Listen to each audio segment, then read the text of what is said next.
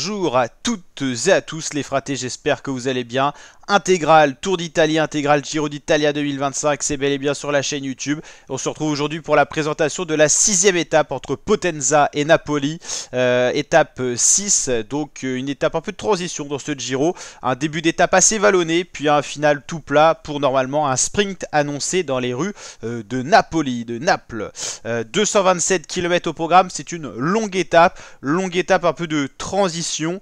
Voilà, les favoris attendus pour cette étape-là. On peut penser à des sprinteurs qui aiment bien les sprints massifs avec un final tout plat. On peut penser à des coureurs comme Olaf Koenj, Caden Groves, qui peuvent être beaucoup plus puissant qu'un Mats Pedersen qui lui aime les sprints en petit comité quand ça a été assez vallonné, sprint punchy. Là ça sera pas trop le cas, c'est plus pour des coureurs qui aiment bien déployer vraiment de la force, hein. On pense à des Dylan Groenewegen qui sont pas sur cette course là mais qui sont vraiment ces sprints là, Mark Cavendish à l'époque aussi. Donc là pour les sprinteurs présents dans le peloton, je pense à Olaf Koenj, je pense à...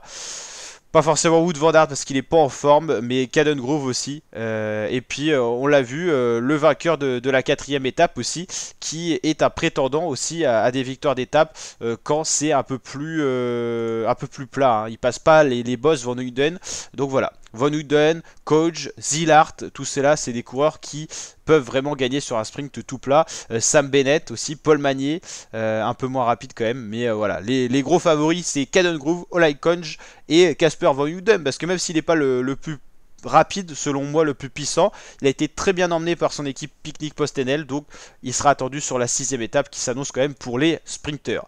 7e étape pour vendredi, là ça sera un tout autre terrain, beaucoup plus intéressant, de la montagne avec la première arrivée en altitude dans la ville de Tagliacozzo. On suivra ça avec attention.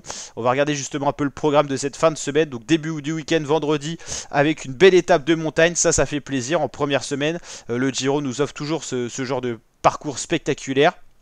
Samedi, ça sera une étape vallonnée, mais pas pour les purs grimpeurs, pas pour une explication générale normalement, plus pour les baroudeurs, peut-être première opportunité pour une échappée d'aller au bout. Et dimanche, avant la journée de repos, ça sera une étape avec les fameux chemins blancs. C'est un petit peu voilà, une étape de classique arrivée à Sienne. Ça fait penser à la classique qui arrive dans ces rues-là. Donc très agréable, hein, ça fait partie des monuments. Là, on voit ça sur le Giro, c'est très agréable. Et lundi, ça sera la traditionnelle journée de repos avant de reprendre un contre-la-montre mardi.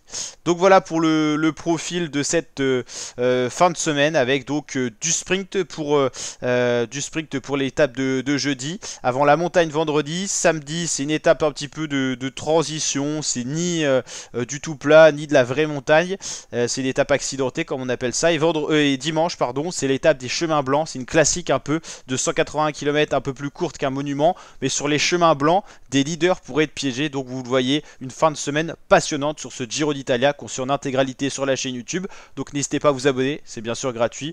Activez la cloche des notifications pour être tenu au courant des résumés des étapes disponibles après chacune des étapes. Donc vous pouvez aller checker tous les résumés des étapes depuis le début de ce Giro et la présentation de chacune des étapes. Donc tout est à suivre en intégrale Giro d'Italia 2025 sur la chaîne. Donc n'hésitez pas à nous rejoindre, à réagir en commentaire, à partager, liker. Je vous dis à très bientôt pour de prochaines vidéos l'équipe, portez-vous bien, ciao.